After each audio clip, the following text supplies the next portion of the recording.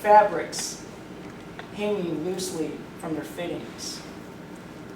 Light is bouncing off particles of dust in the air. This gives the room a dirty, tired look. Faded scratches on the floorboards testify to the years of students moving stools back and forth, back and forth. In places, the floor sags under the weight of the heavy looms. This was probably the sight that greeted many female students when they arrived at the State Bauhaus in Weimar, Germany. Students were attracted to the school for various reasons. Many of these students were female. However, it was a frustrating experience for most of them.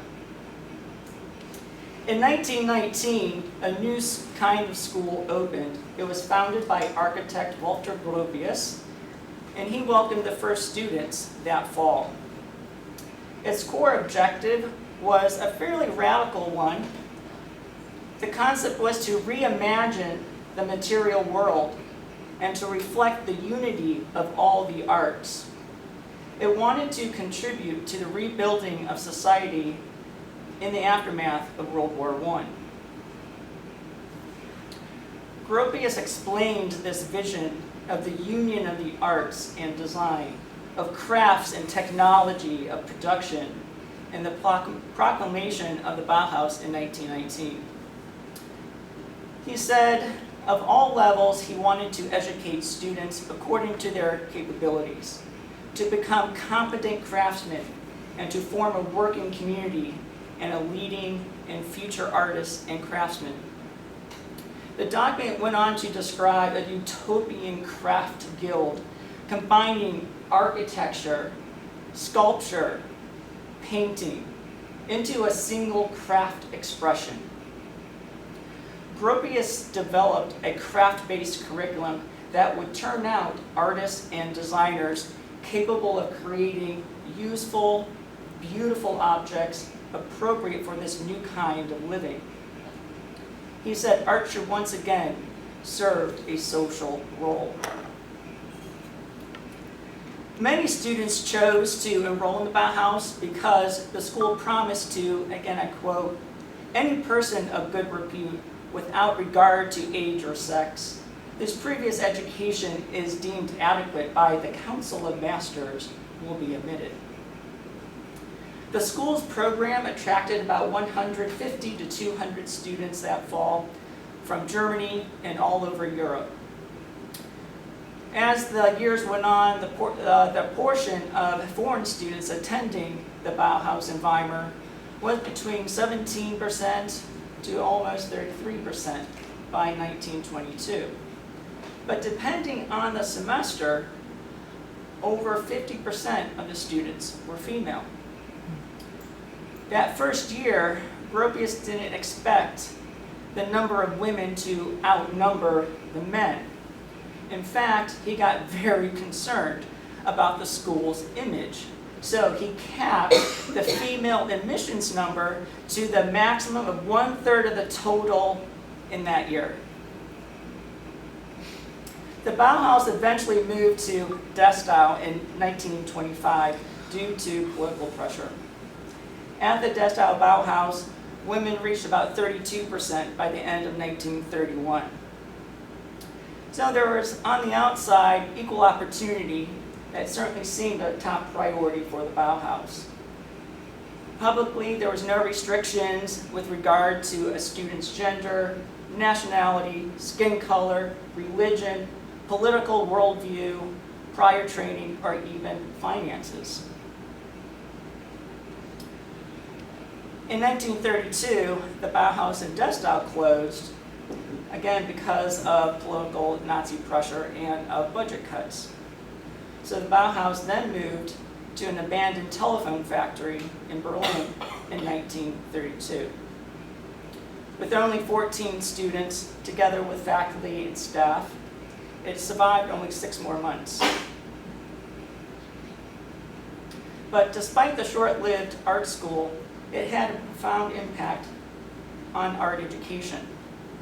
So once a student was admitted to the school, the curriculum began with a preliminary course. Today we could call it a foundations course.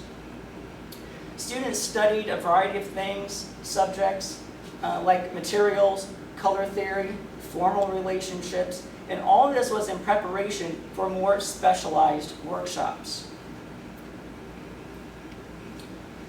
Elizabeth Bayer Volger, she studied at the Weimar Bauhaus during the time between 1923 and 1925, and then in Dessau back in 1929. She initially attended the preliminary course with Johannes Inten. Along with other students, she was taught meditation exercises, breathing exercises, as well as rhythmic exercise and even some sort of gymnastics exercise routines. All of these were thought to get the mind, the soul, the body into a more creative spirit. We're going to try one of these activities. So if you are able, please stand.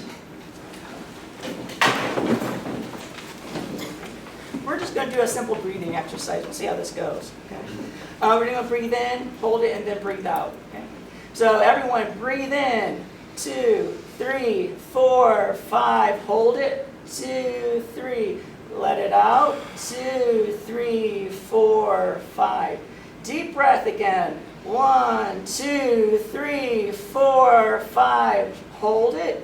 2, 3, and let it out. 2, 3, 4, 5. Okay, thanks. Do you feel more creative? No, I No? smell too many cigarettes. Pass out, Brit. Yeah, ready to pass out. Now, you can tell by the picture, this is actually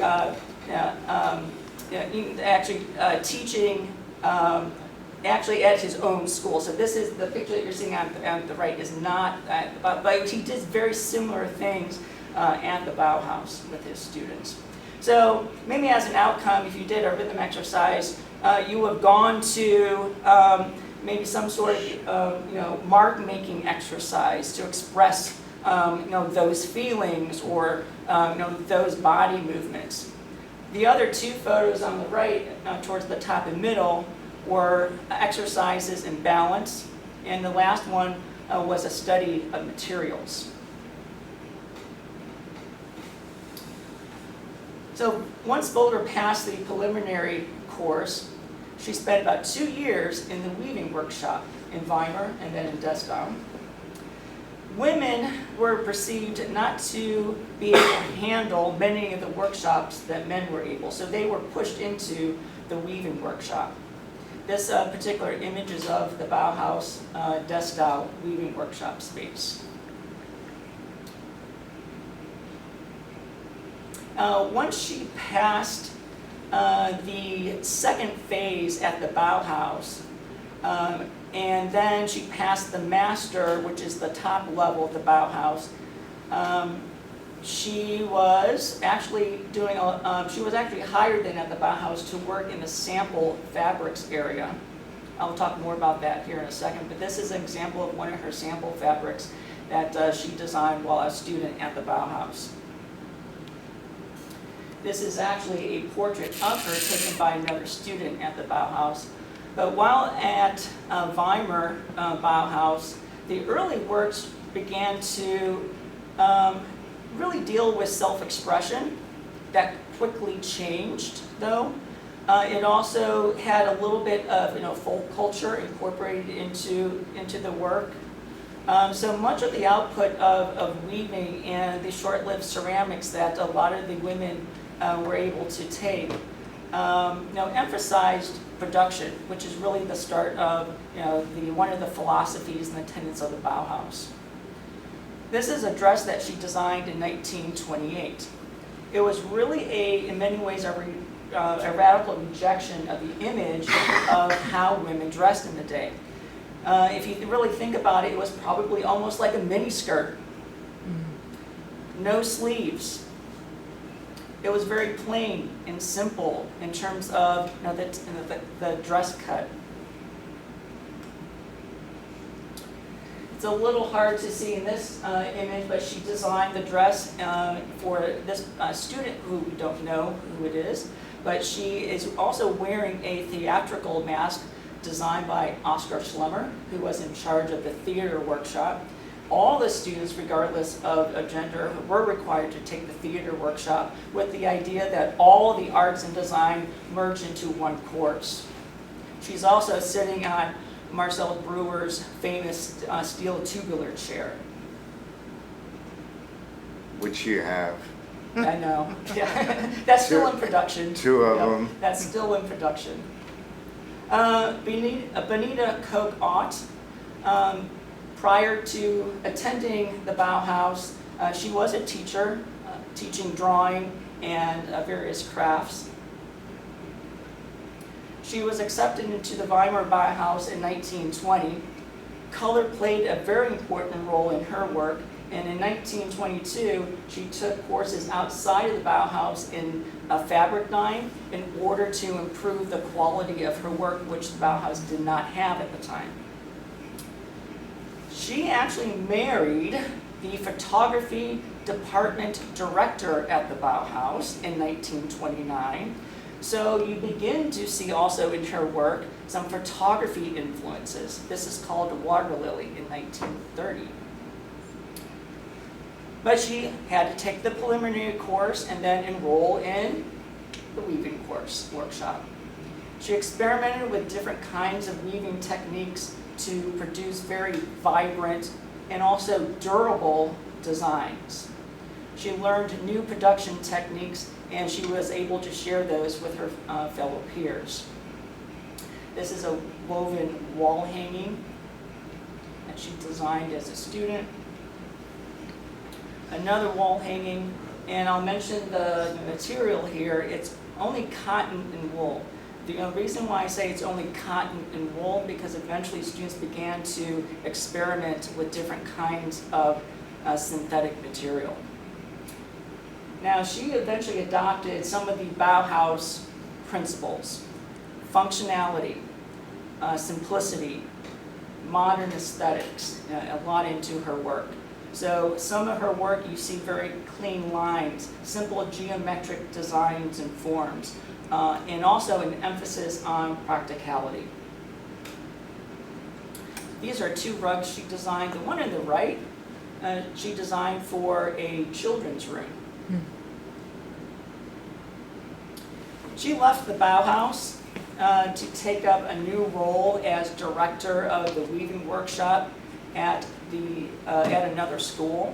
However, due to the increasing Nazi presence, she and her colleagues were deemed too avant-garde for Germany. So she was dismissed in 1933. A lot of her students, and well as she moved to Prague, and she, to make a long story short, she did work for a hospital and worked with patients in weaving. This is Gunta Strutzel. She was one of the early Bauhaus students.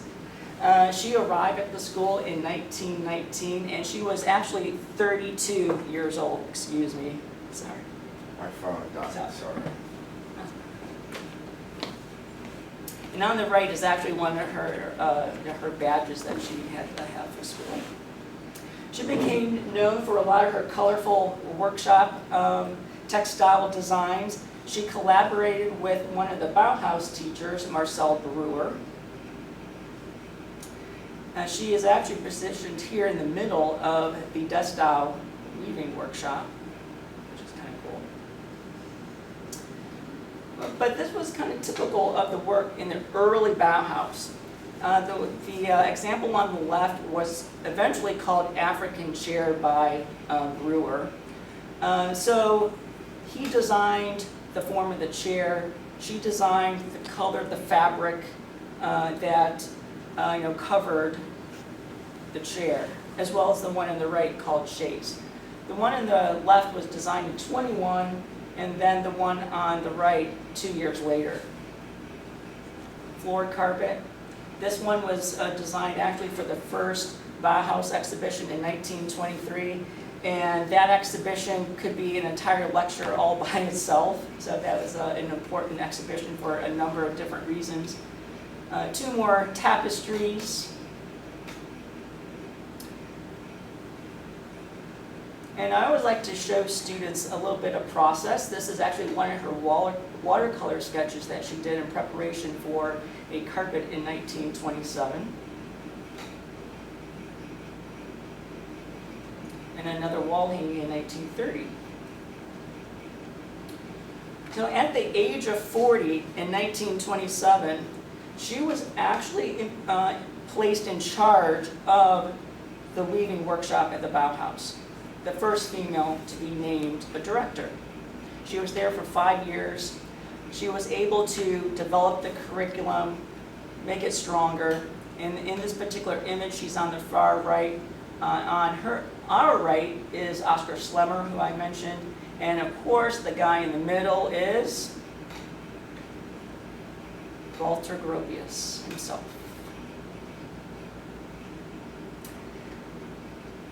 Prior to her arrival as director, the textile department was neglected by the other directors. In fact, the first director was male, and he really didn't want anything to do with the weaving workshop.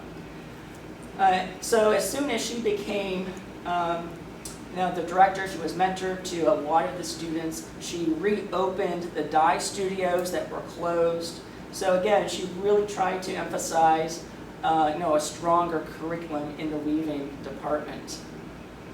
Here she is in her studio at the Dessau Bauhaus in 1927, and in her studio apartment, also the same year. Now, in 1931, she was dismissed, probably because of political pressure from the Nazis. She had some communist political views, but she was able to leave a legacy at the Bauhaus. And of course, we have to talk about Annie Albers. She had first attended the Bauhaus in 1922. Wait, back up. Say it again. No, it's okay. I want to get it on She video. first attended the Bauhaus in 1922 with the hopes of improving her painting skills. But she was rejected. She tried again. She got in, but with the help of a student in the glass workshop, and guess who that was? Joseph Albers. So they actually married three years later. She was attending the Bauhaus while the school moved to Dessau. Here she is in the middle of the weaving studio. This was actually a temporary studio as the Bauhaus was moving from Weimar to Dessau, so the Dessau is still under construction. Again, she also often began her projects by sketching with watercolor. In this study, she explored the themes of horizontal and vertical construction using colors and shape, proportion, rhythm. Albers quickly became entranced actually with weaving. She learned to work on different looms. She created different fabrics. She crafted her own cotton and other kinds of synthetic material to use in her work. She really liked how light absorbed and reflected off of her surfaces, of her textiles. This particular piece was designed in 1926. It's a wall hanging, and it's inspired by Paul Klee and the glass work of her husband.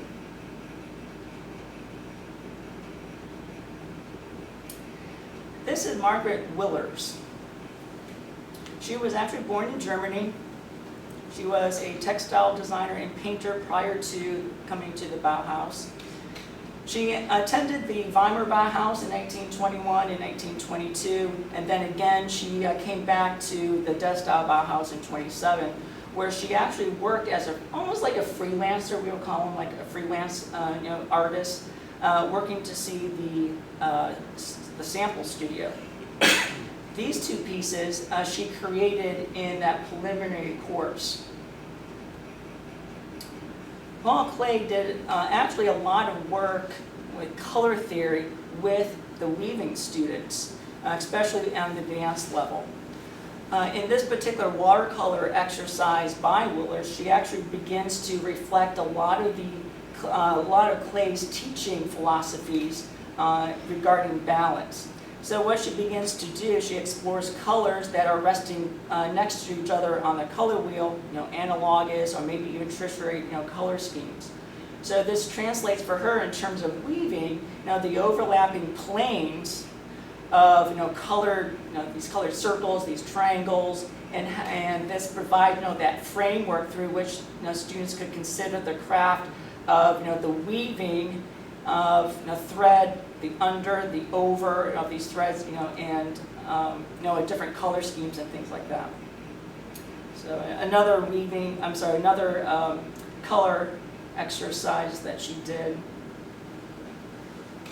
This was some of her earlier work, and you have that early Bauhaus,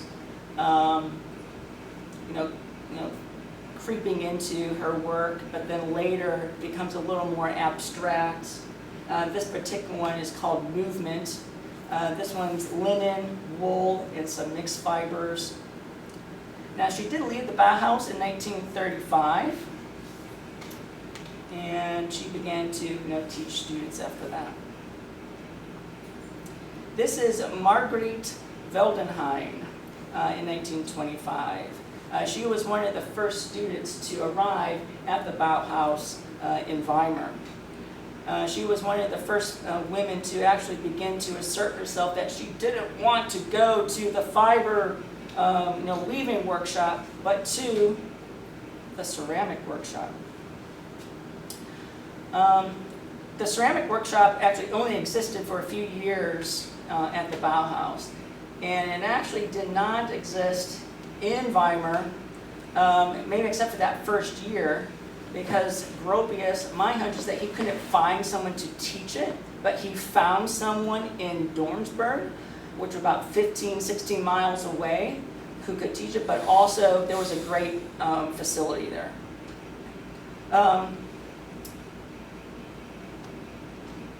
Gropius moved the school to Dessau.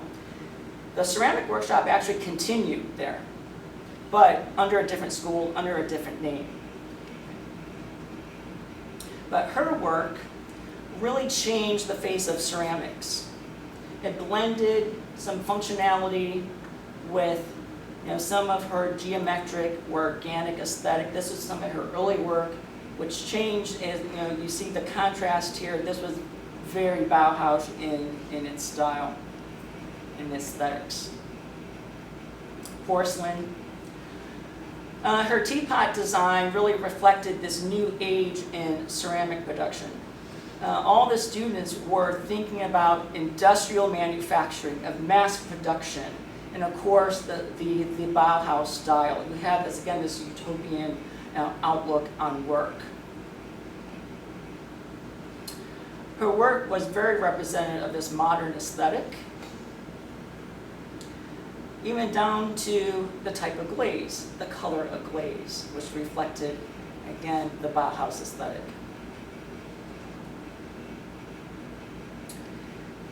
In 1930, she married a fellow student, and after suffering under the persecution of the Nazis because of her Jewish background, she and her husband fled to Holland and then eventually to the United States, California particularly, and she actually founded an artist colony called Pond Farm Pottery, and she had that artist colony till about 1979 or so. Margaret Heyman, in 1919, as we mentioned, the school promised a modern education for talented students, regardless of age or gender. In the summer semester of 1919, 84 female students were enrolled and only 79 male students were enrolled at the school in Weimar. In 1920, she enrolled at the age of 21, but she had to get her parents' permission, and she needed a permission slip in order to take classes at the Bauhaus. She did spend the first year in the introductory course. She took some other courses, studying ceramics and so forth. She did leave about in 1921 for various reasons. One of those reasons was that the Council of Masters, which was all the directors of the different workshops, came together, and they repeatedly told her that she was only admitted to the workshop, ceramics workshop, on a trial basis. But after the workshop, she continued her education. She got married. She and her husband founded a workshop in Berlin in 1923. They employed up to about 120 people at one time. There is no work that's documented from her time at the Bauhaus. However, her work at this firm, it's almost like a firm, this factory that produced her work, definitely had the Bauhaus aesthetics. And again, she had a huge influence on the history of ceramics. She was always watched by the Nazi Party. In fact, this is just a part of an article, this photograph that appeared in a propaganda newspaper in 1935. The year prior to that, the Nazi Party actually bought her firm way under appraisal. But in this article, it says, quote, "the product of a degenerate and misunderstood functionalism." The picture in the newspaper compares her ceramic artwork on the left with that of the new Nazi leadership to the right. But this was her work.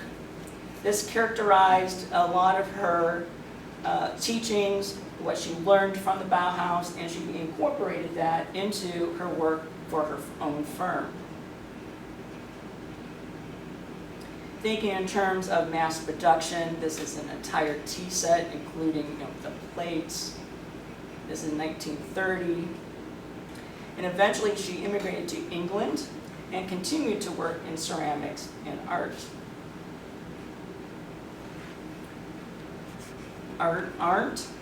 She was awarded a scholarship to actually enroll in the school in 1923. This is a self-portrait of her. Another self-portrait with her husband. She took the preliminary course under Laszlo Moholy-Nagy, who actually emphasized experimenting with photography. Now, the photography studio really wasn't founded until years later, but clearly students were able to experiment with photography in a number of different ways, and I'll be showing you some examples of a lot of students' photography. This is a self-portrait, 1930. But first, she was, again, pushed into the weaving workshop. This is the group, the class photo, as you would say, from 1927.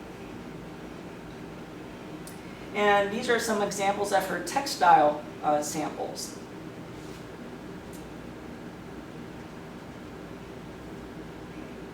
A watercolor study.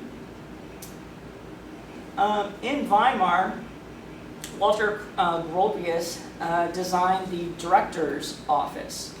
Everything was designed from the light fixtures down to the table, the chairs, and the light fixture, the table in the far corner.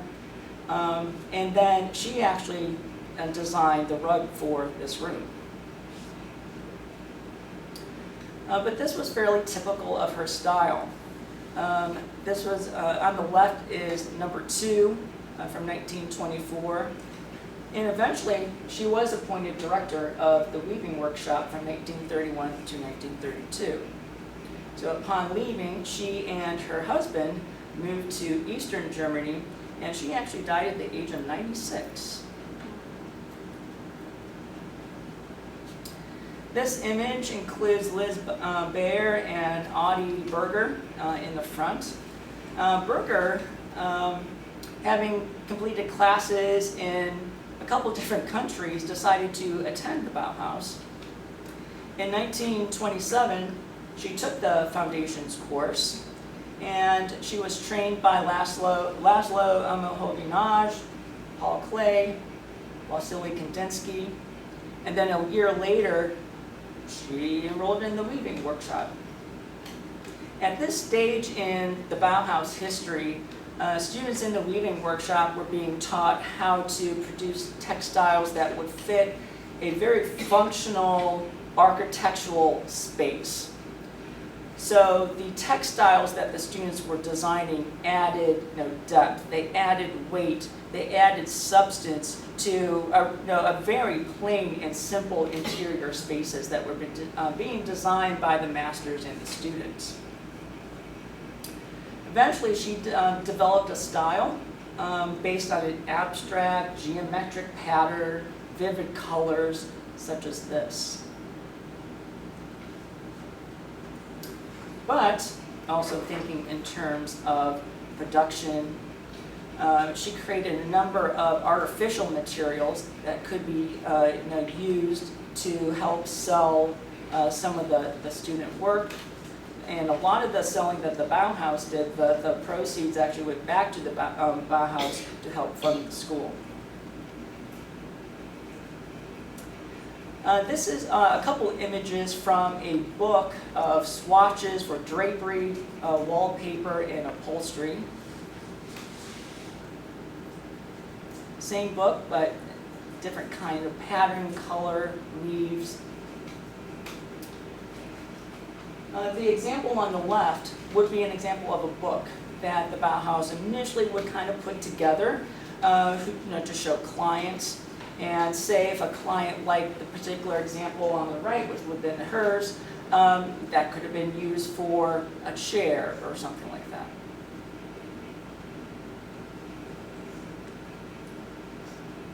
that. This is a double weave cotton and plastic fibers. Now, once she graduated, and again, I kind of use that term graduation loosely because they didn't have graduation like what we would have, but they had like 3 stages.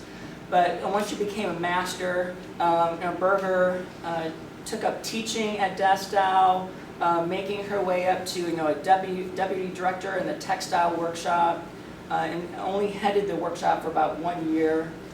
She remained there, of course, until that school closed. And then it moved to Berlin. But this image I found really interesting because here she is in the canteen of the Bauhaus in Dessau on the very last day that the school was open. Very solitude. Now, because of her Jewish status, her family, as well as her fled Germany to London. However, she couldn't find work, and she tried to get into the United States. That was denied. Then her mother fell ill, so she moved back to Croatia to help her mother. But then her entire family was captured, sent to Auschwitz, and she was murdered in 1944.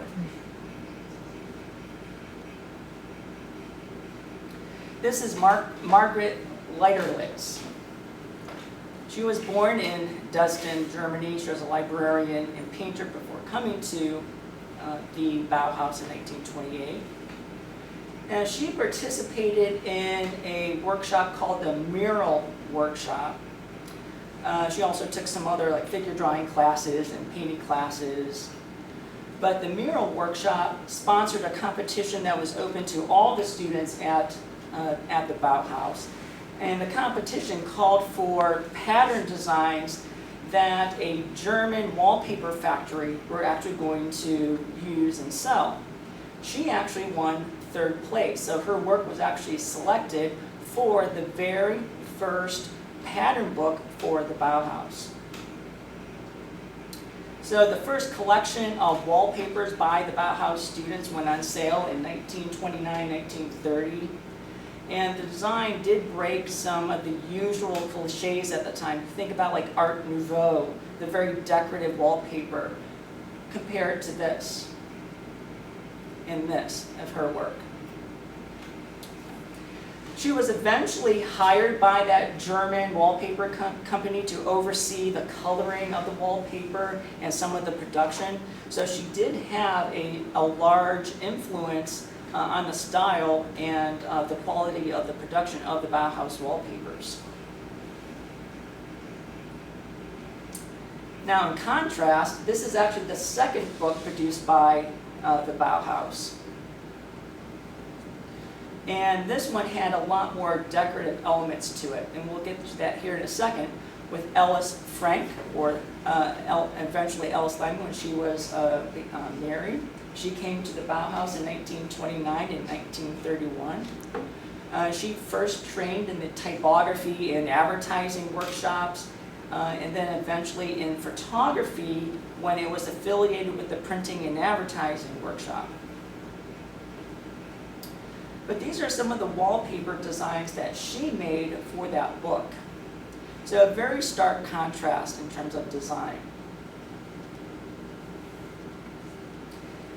Her process was very different. She actually used photography, actually these photograms that were produced from maybe plants, threads, maybe just about anything that she could get her hands on.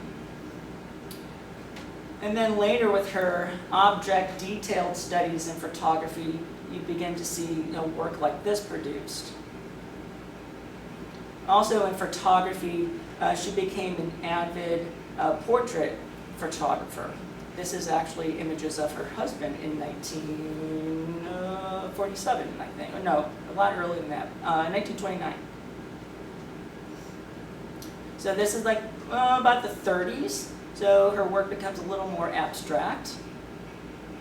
The work on the left are actually sliced onions.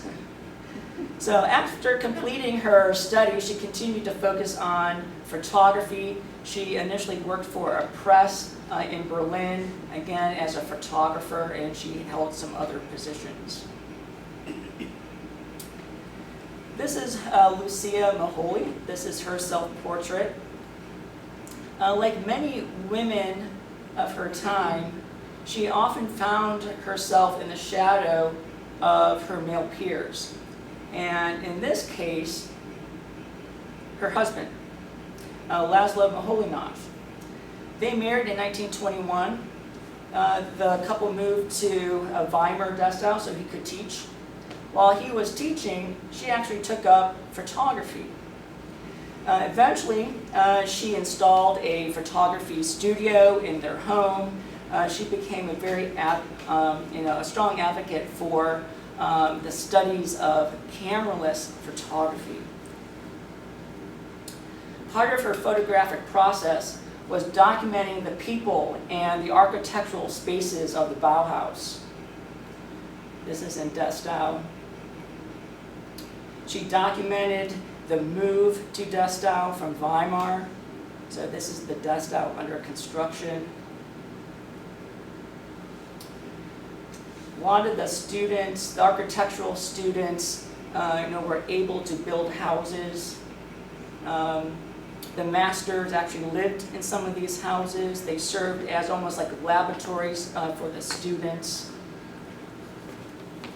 This is their dining room in their house. Different views of the Dessau Bauhaus. So I got a little carried away at this point. The main staircase inside, and I had to include this because I've never seen this image before. The international style has its origins with this building because of the huge glass walls. And so what this is actually showing you is how the technology was designed to open and close the windows. No air conditioning at the time, right? Again, a couple of views from her window, from the Dessau Bauhaus, the rooftop. Again, I told you I got carried away a little bit. So to people, this is Paul Klee in his studio, in his house. This is Gropius with his wife in their living room.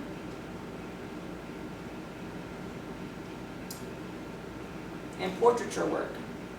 She did a number of portraits during her time at the Bauhaus, including the one on the left, Walter Gropius, and then, of course, her husband. The one on the far right is actually Edith Tustolde. Her husband was Jan Tustolde, and he really revolutionized typography at the time. He taught typography at the advertising workshop. He changed book design forever. So there's a lot of connection there to what she was trying to capture in the moods. And they eventually fled to London. Now, one of the things that she encountered when they fled Germany was that she thought she lost all of her negatives, all of her work. However, her husband still had some of her prints and negatives. He was using them in his work without giving her credit. And then she found out Walter Gropius, who was in the United States, he was using her work without giving her credit. And of course, she was furious. This is Judith Karez, born in 1912 in Hungary. She studied photography in Paris before coming to the Bauhaus in 1930. She enrolled in the photography studio after completing the preliminary coursework, which you see here.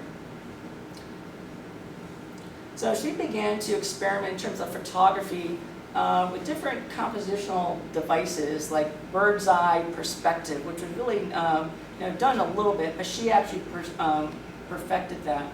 She also produced material studies with photography, technical experiments with photography. This is a material studies series that you see here. Sorry, I'm not sure why it's flashing. And then even later in her career, she had that same aesthetic. Now at the Bauhaus, because of Maholinage, this double exposure technique in photography was used a lot. And this is one of her pieces of a portrait of another student. Another portrait of her reading room at the Dessau Bauhaus, and this bird's eye view, point of view. Now, she actually became a member of a student communist group. And because of that, she was forced to flee in 1932. She moved to Berlin. She actually then studied and continued her photography degree and eventually got some work as a social documentary and modernist photographer, such as this. This is some of the work that she produced after the Bauhaus. Marianne Brandt, she came to the Bauhaus in 1923. First, obviously, taking the preliminary course. Now, he was actually impressed with her work. This is one of her pieces dealing with a balance exercise. But after that, she enrolled in the weaving course.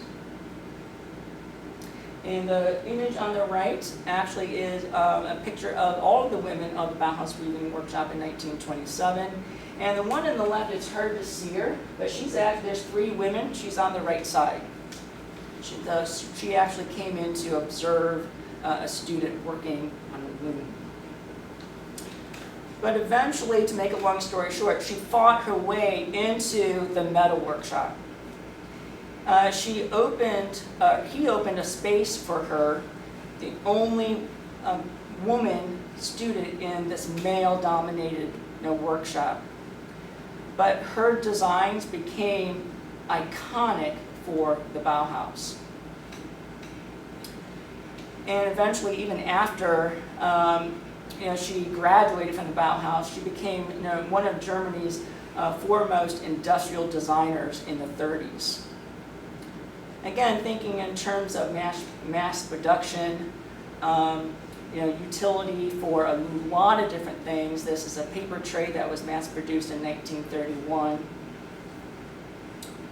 Now, when Moholy-Nagy left the Bauhaus in 1931, she actually took over for the metals workshop, which was, again, controversial, unheard of for the time. But she continued with this very Bauhaus, sleek, simple, design, whether it was ceiling lights, table lights, all of this geared towards industry. She also was fascinated with photography like a lot of the other Bauhaus students. She spent a couple months in Paris studying for a while. She did a lot of photo collages. You probably see a lot of influence of Dada in her pieces. She was interested in the concept of mass media's impact on culture, on contemporary culture. She was interested in gender politics. So all of these made sense in terms of the images that she chose and how she composed these in these photo collages. Again, an example of these double exposures with these two self-portraits that she created while at the Bauhaus. During World War II, she remained in Germany. She was able to rebuild her family's home after the bombings, and she lived the rest of her life in East Germany. And she died at the age of 89. This is Elmore Seedhoff Buscher. She attended the Bauhaus in 1922 after attending some other art schools. Again, she was required to take the weaving workshop, but then she was able to switch and get into the wood sculpture workshop, which was very different for female students. In connection to that 1923 exhibition, she designed furnishings for a prototype house, and in particular, she designed the children's the furniture for children for a children's room. And this work probably remains one of her most acclaimed work. Eventually, it was mass produced. It was sold in the Bauhaus sales catalogs. Now, her furniture was unique in the sense that often it was multifunctional, like this piece. It could be a changing table, but also a writing desk. She also created a number of various children's toys, such as this piece.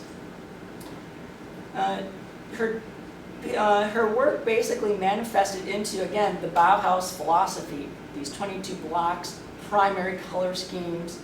It could be a boat, but it could be really anything that the child could imagine.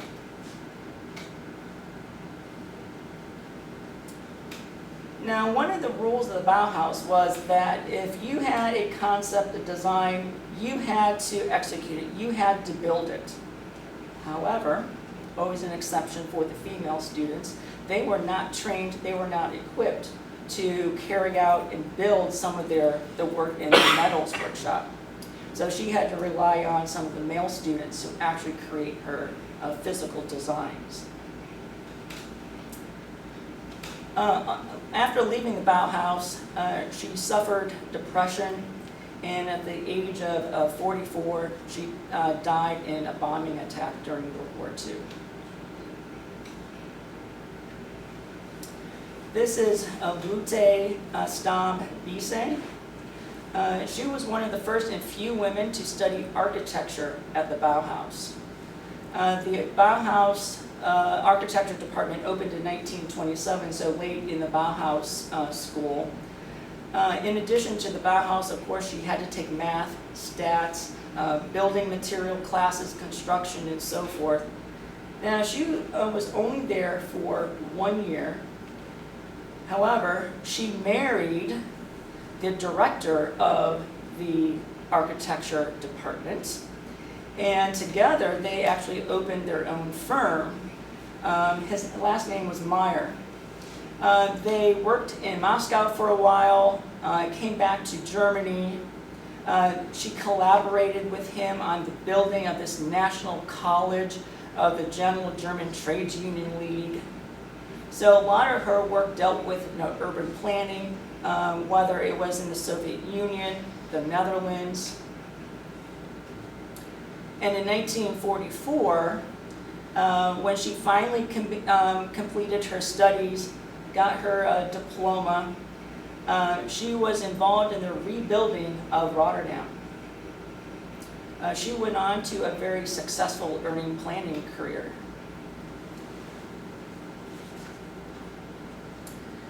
When the Nazis rose to power, they decided that all Jewish Marxist art should be eliminated and should be disappeared from their soil. Proclaimed one of the editorial comments from a Nazi propaganda newspaper. The third and final Bauhaus director, Ludwig Mies van der Rohe, shown here with a few of his students in 1933, attempted to continue the school in Berlin. But less than a year, the Nazis finally forced the closure of the institutions forever. However, the ideals continued and spread all over the world, even after the Bauhaus closed.